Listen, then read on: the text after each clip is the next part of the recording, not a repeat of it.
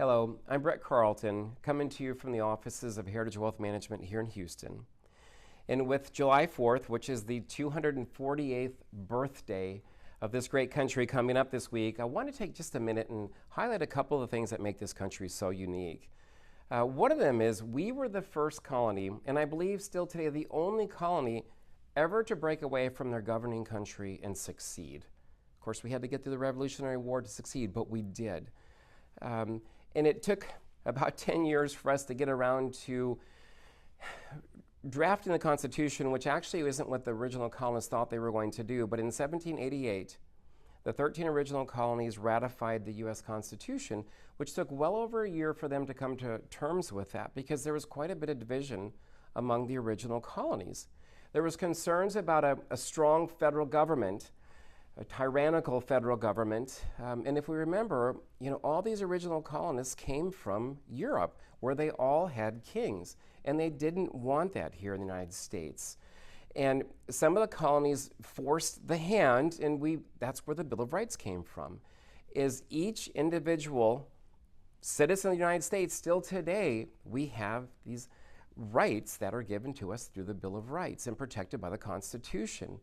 So it's like no other document that was ever written up to that time in the history of the world. And the other thing one of the other things, many things that makes it so unique is we brought together democracy with capitalism and the rule of law. And none of those were original or unique to the United States, but bringing them all together has created a country where there has been wealth created here like never before in the history of the world. And just to give you an idea of that, in June, the Federal Reserve came out with the U.S. household net worth number. So at the end of the first quarter of this year, the United States household net worth exceeded $160 trillion.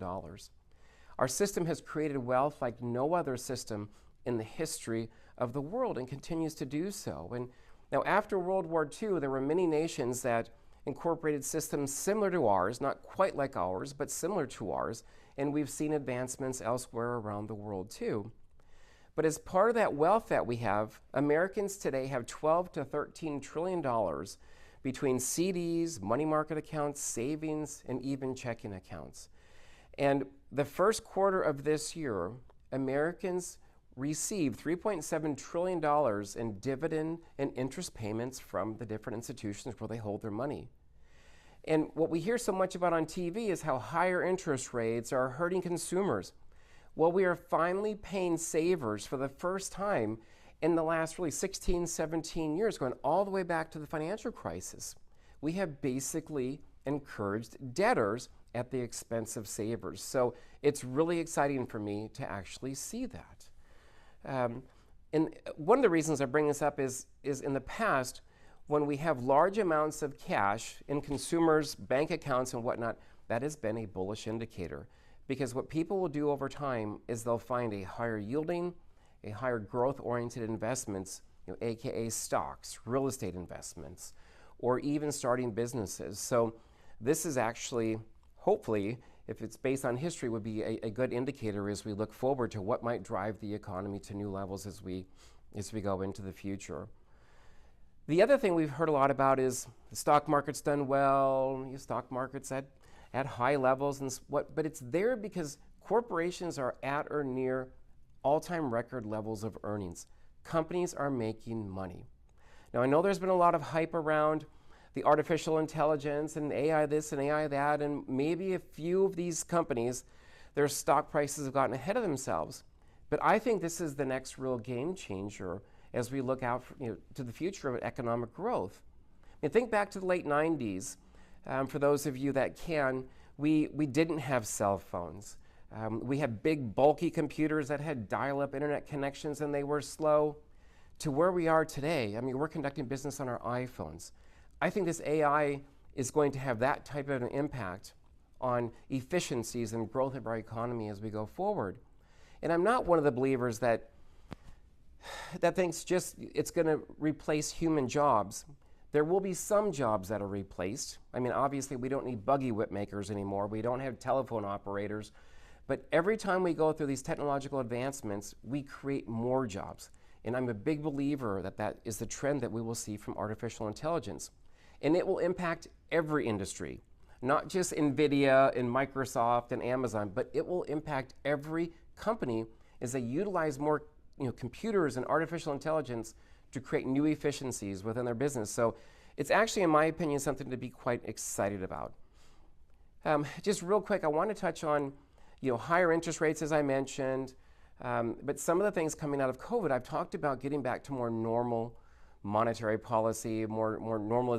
The great normalization is actually what some people have called this. And actually, there was a huge increase in money supply during COVID, during the pandemic, and we've seen that basically be removed from the economy. So money supply is more normal. Actually, these higher interest rates are much more historically normal than the low interest rates that we had during COVID, and really going all the way back to the financial crisis. The one area that I hope we're able to get worked out here over the next presidential election or term or two would be getting the deficit spending in line. We now, our cost to service our national debt now exceeds $1 trillion. So it doesn't matter which side of the aisle you sit on, it's going to really inhibit any type of government programs going forward. So I would say that would be sort of the third peg that needs to fall in line here for us to get back to more normal policy. And of course, that then leads me into this presidential election, which I think we all will agree is going to be a very unique election. But I've mentioned in the past that typically presidential election years have elevated market volatility.